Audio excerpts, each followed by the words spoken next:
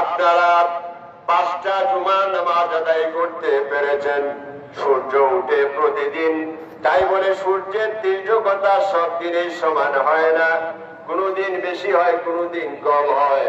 কিন্তু নবীজি বলেছেন সাইয়্যিদুল আনাম, এই সূর্যের নিচে সবচাইতে বড় যে সম্মানিত দিন, সেই দিনটা হচ্ছে আপনার পবিত্র জুমার দিন। বলেন আলহামদুলিল্লাহ, আল্লাহু আকবার। নবীজি বলেন জুমার দিনটা হলো সাপ্তাহিক ঈদের দিন।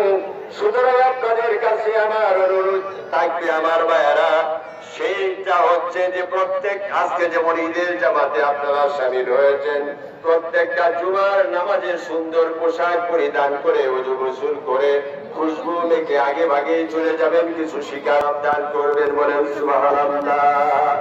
বিদায় হজের ময়দানে, আরাফার ময়দানে 1,24,000 মতান্তরে 44,000 সাহাবীকে নিয়ে নবীজি হাজির হলেন। আল্লাহ পাক ঘোষণা করলেন, আল-ইয়াওমা আকমালতু লাকুম দীনাকুম ওয়া আতমামতু আলাইকুম নি'মাতি।